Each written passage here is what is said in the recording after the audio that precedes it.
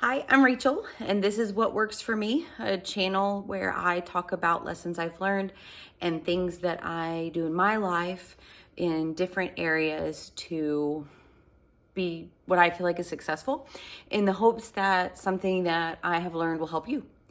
And I intended today to do the next segment in a series of what works for me financially.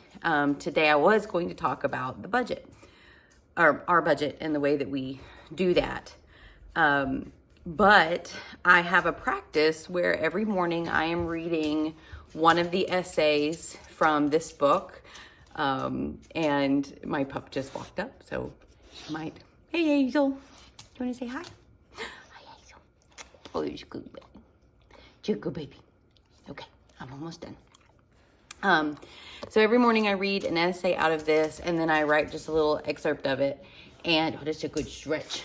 And I read an essay this weekend that it hit me. So I wanted to read it to you. Next week I'll do the episode about budget works for me financially from a budgeting perspective.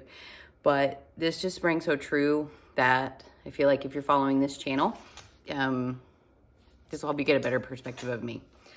So it's essay 46, How to Become Your Own Worst Enemy Without Ever Realizing It. And I'll read it and then I'll kind of interject. So how to become your own worst enemy without even realizing it. Let yourself be governed by the illusion of separateness. Believe that you are always in competition with those around you, that you are only as good as you are better than someone else. Believe your conditioning is the only one, the right one. Drown your desire for connection by maniacally scrolling through feed after feed, day after day.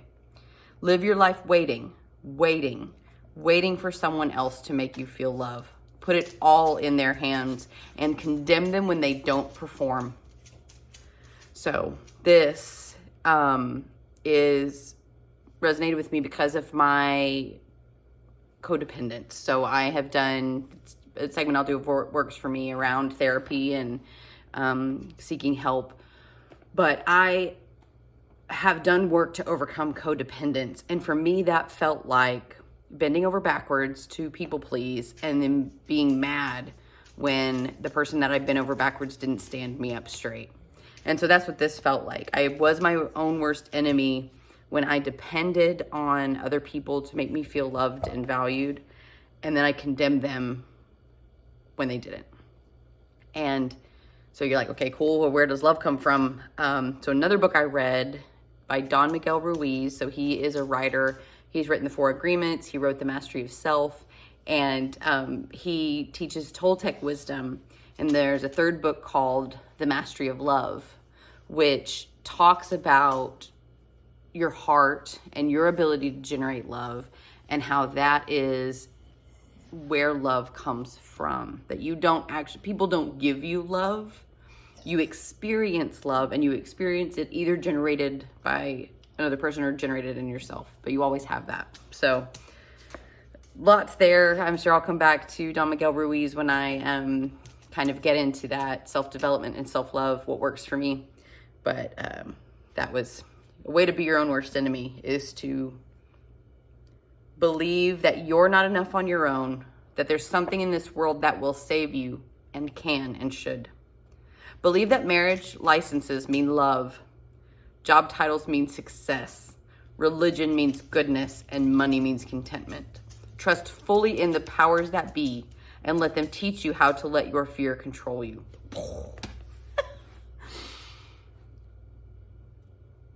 Being able to separate a title or a position or a situation from the thing you want to feel is power.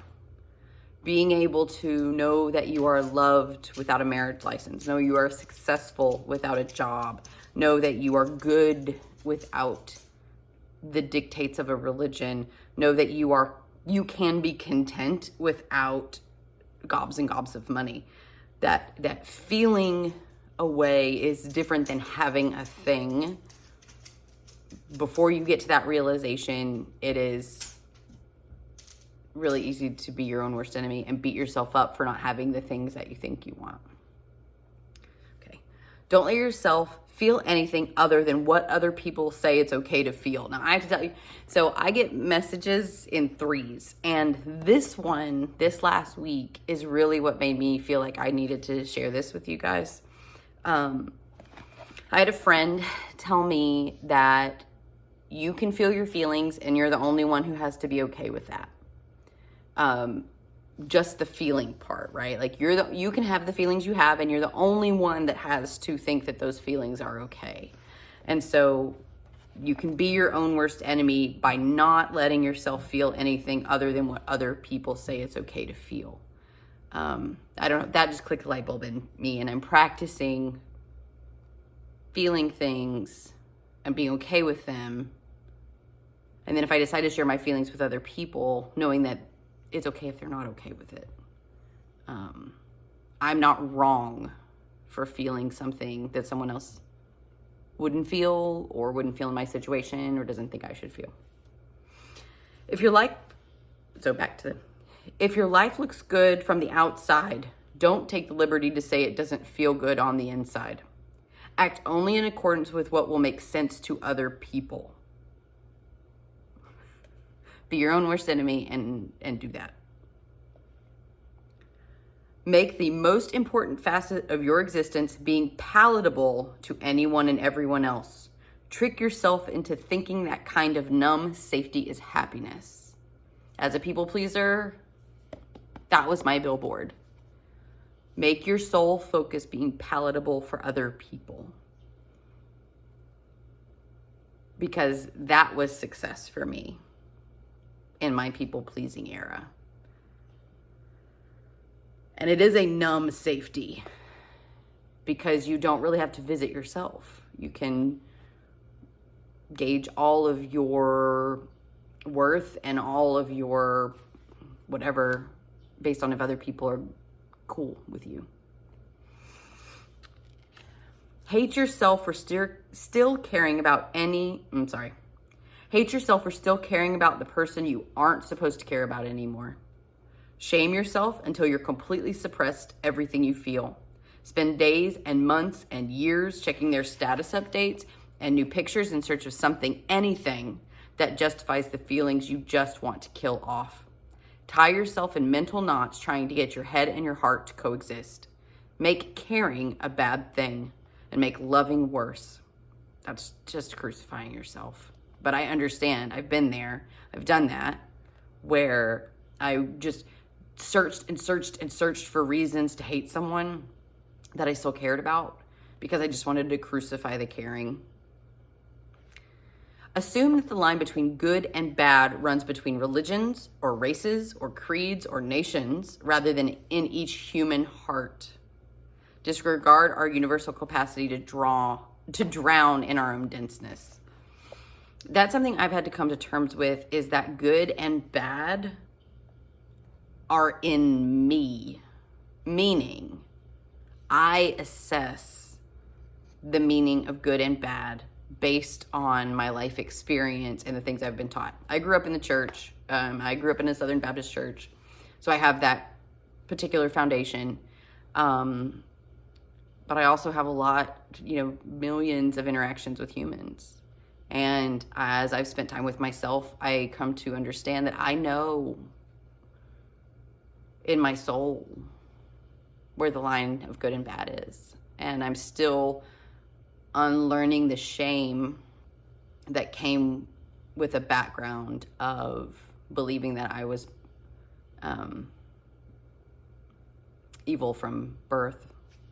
So that'll be more. We'll talk about that more when I get into what works for me from a faith perspective and a morality perspective. But okay. Fail to recognize the sameness and beauty in the people you've condemned because they were born with genetics or practices or perceptions that are different than yours, because they were conditioned the opposite way to which you were. So much easier to point out the differences. Be your own enemy by doing that, not by finding the sameness. Never realize that you were conditioned at all. That is so important.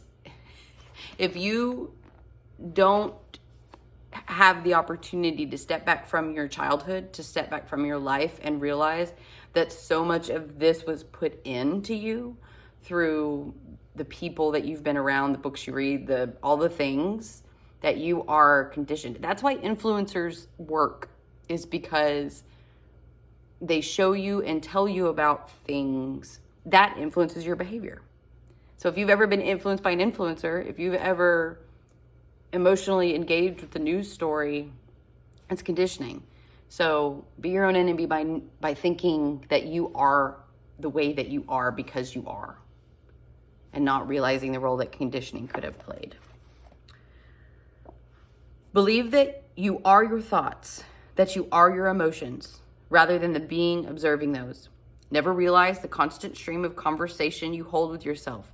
Never realize that 2/3 of the statements you make and ideas you have are not organically yours.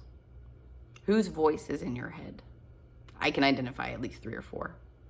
Disregard that they don't lead you to contentment or kindness or hope, and you accept them anyway. Be your own worst enemy by picking and choosing the people to whom you afford humanness. Decide who is and is not worthy. Sift through the traits and habits of others, categorize them into what's acceptable and not. Don't let someone be worthy of love and respect just because they're alive. Doing this will ensure you never give the same kindness to yourself. What? When you label human things as good and bad, you guarantee that you will condemn them in yourself. Mind blowing. Be your worst enemy so no one else can be. That's where I have been. That's where I've lived parts of my life. Is if I'm mean to me, no one can be meaner. Assume the worst so nobody can surprise you with it. Always look out. Like people, I would consider myself an optimist, and people who do not see things like I do as maybe it could work out. But who see like it won't work out, call themselves realists. But you find what you look for. And if you always look for the rough, the bad, you'll find it. Call it being realistic. Accept the life someone else thinks you deserve. Don't believe that change is real. Don't believe in anything other than what you can immediately sense and see. Suffocate the chance of possibility. Sustain yourself on temporary highs, the kind that come from other people and their attention. Let your past experiences quantify your self-hatred. Create your past in your present. When you keep focusing on what has happened in the past, you are destined to recreate it. Let other people wash away the good parts of you and call this being strong. Settle because you're afraid to choose and call this being smart. Fight others so you don't have to face yourself. Resist and reject until it seems like everyone and everything is seeping under your skin and torturing you. Never realize your mind does the wielding. Never realize that bit by bit, you've created the life you never really wanted with the pieces you never really chose. Ugh, it's so good. It's so good. Now, I have been doing self-work for years. So a lot of this just felt like, yep, I know that button. Yep, I know that button. Yep, I know that one. So I just felt compelled to share on this What Works For Me channel that is a journey I've taken, many of those steps I've taken, and I work to not be my own worst enemy. I work to be my friend, because that's a foundation and an important part of so much of what works for me. Is I gotta like myself if it's gonna work for me. I hope that was interesting. I won't venture to say it was helpful.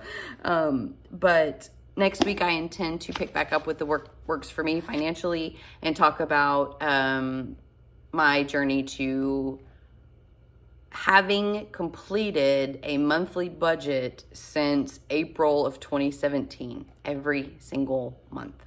And honestly, I can't imagine living without it now, once I figured out how to do it right.